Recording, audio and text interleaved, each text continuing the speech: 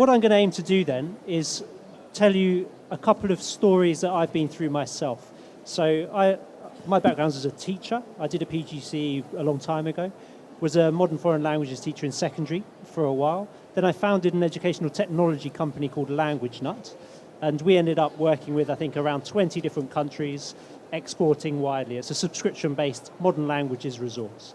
So in the course of that journey, I set up resellers in various different countries, from Australasia, in Asia, in Europe, in North America. So I've picked two of those stories to illustrate how you might go about setting up a reseller, things that happen that you didn't expect to happen, and then after that, we'll do a bit of Q&A, and you can see if you can pick my brains and hopefully save yourselves a bunch of time on making all the mistakes that I made so you don't have to. So, first of all, this is Yolanta. She was the UKTI rep in Chile, in Santiago. The first case study I'm going to talk through is when I set up our distribution in Chile. The first step, of course, was to make up our minds that we wanted to enter the market in Chile. At the time, the economy was very strong. The Minister of Education regularly came to shows in the UK, and they were very actively sourcing educational materials from the UK. So the UK, or Britain, had a sense of prestige amongst its resources. And it was accessible. The English in Chile in the schools was terrible. The results were terrible. So there's pressure on the ministry to improve English attainment in the schools. So that's where we selected Chile. So the first step I took was to commission something called an OMIS, an Overseas Market Introduction Service, through UKTI. Now, it did a load of work for me. It was a fantastic way for me to understand who would be the right people to approach in Chile without having to do the work. So it was a short list of 6 contacts. This is what they were offering. Warmed list of 6 potential agents or reps through UKTI. So I defined what I was looking for, and she used her experience to shortlist them and write a synopsis of them. That was invaluable. So I had a list of 6 that I could then look at and see if they met the criteria for our business. I got a report back and could examine it further, do a bit of due diligence, check in with other resellers and distributors who might have worked with them. Next step, I said, okay, this is looking promising. I'm going to actually fly out to Santiago to meet these resellers. So again, I commissioned a second OMIS through the British Embassy and set up meetings with all of those different resellers and agents. Now, this was a really powerful way to arrive in the country. They came to meetings at the British Embassy, where I was hosted, and had an intermediary working with them. And the cost of this was roughly £1,000 to do this. So actually, that's incredible value for what you're getting. And it puts you in a very powerful position in terms of negotiation, because it creates a sense of competition. You've traveled all the way there, you're in the embassy, and they know other people have got meetings with you. So actually, you can be very selective. So this is Santiago. So I arrived there and thought, I'm going to get time to see some mountains and skiing. But actually, I spent most of my time in the embassy there, which is really very useful. The homework part of it is, as I said, making sure you're aware of any stories that those resellers have with other UK providers. What is it you want in a reseller? You know, do they sell services if you're in the services area? Do you want a massive company? Will you get lost if you work with a massive company? Do you want someone smaller who only has 2 or 3 things that they're offering to the education system? Do you want someone connected to the government who has access to perhaps national deals? You know, you need to think about that.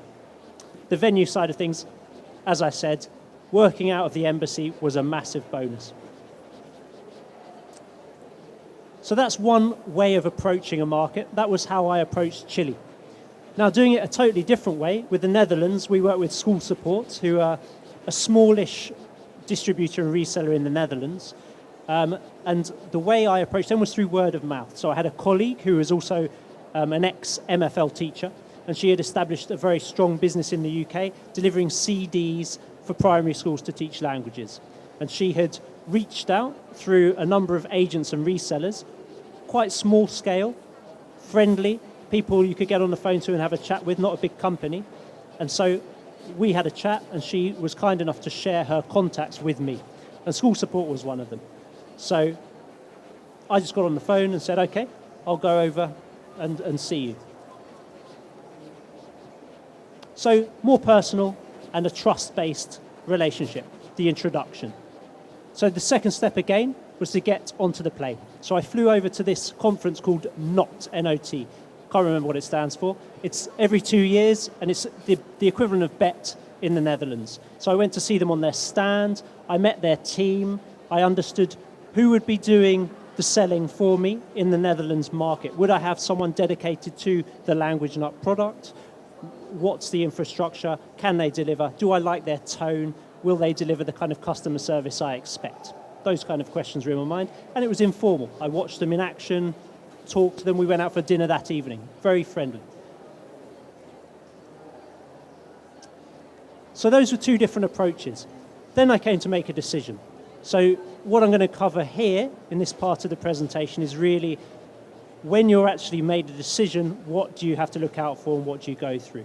So the deal tension part was really the Chile example. There were 6 resellers. 2 of them I liked a lot, and they both had pros and cons. And they were both chasing me. You know, I was trying to get my flight. They were saying, can we just come by the hotel? I'll take you on a tour of Santiago. You know, so I felt, wow, this whole embassy way of approaching it has really worked. So they were chasing me, a very good sign. Now, I had to make the decision based on the business side of things. One organization was very, very large, been there for 100 years. I think they started selling chemicals or something strange and had sprawled into general public sector service and so on. Big, big company. When I got there, they took me on a tour of their new head office, which was a brand new building in Santiago, and you know, it was all of that kind of the big company type of feeling. They had someone dedicated to English resources, totally focused on that. They had quite strong connections with the government. The other organization was much smaller. They were probably had 5 or 6 resources that they were working with, but a bigger reach in Latin America. So they had an opportunity for us to go beyond Chile. In the end, what clinched that deal was the ability for the larger company to pay an upfront fee to us to secure the deal. Now, the reason that was a really, really good idea, which I learned over time, is that when you set up a reseller abroad, that's just the beginning of the work. You work extremely hard to keep them motivated, to keep your resource, service, product on their minds, to get them reaching out and selling it. So you need to be aware that you're going to have to dedicate some time regularly to supervising and managing them. Chile is the other side of the world. The time zones aren't friendly. So you've got, you know, we had resellers in Australia, Chile, all over the place. So you can imagine we realized actually there's a burden to having resellers, and you can mitigate that by taking money up front, and then the pressure is on them to go out and sell. So that's a nice mechanism to create that leverage. And then you also set targets to retain exclusivity. So they pay up front, and if they reach a certain target, they can carry on being the exclusive distributor. So that was a really good pattern to get the short-term security of that deal and put the pressure on the reseller to deliver. The exclusivity point is an interesting one. For us, it was always simpler to have one reseller in a region. USA not included because it's such a big fragmented market. So we tended to go for an exclusive deal with one person, so we just have one point of contact in a country, and it makes them feel much better and more secure also. But you don't need to do that. So it's something to weigh up. And it, again, giving exclusivity, what do they give you in return for exclusivity? I've mentioned number of sales and targets. It's always important to have that as a driving force behind your negotiations. And it's important contractually so that you know if things aren't working out, you can move on, find new distribution channels and so on if it doesn't work out in terms of numbers. And as I've mentioned, I've gone through the upfront payment system. It's a really good way to do it. Not everyone can do it. We charged, I think it was $60,000 up front to secure exclusivity. And to make that more palatable, it was broken into, I think it was 6 monthly payments, or it could have been 4 quarterly payments, so that they didn't feel like they were overcommitting up front. They honoured all of the payments over the year and didn't hit the targets, but we carried on working with them because it was good, there was a good relationship and so on. But we were in control of that relationship and how things were going. Margins is another very interesting part of it. How much do you offer? We had various different models with various different distributors, depending on their size, whether they paid up front and so on. Generally speaking, we were a subscription-based online resource. We were offering the reseller between 30 and 40% of sales. So that was the arrangement.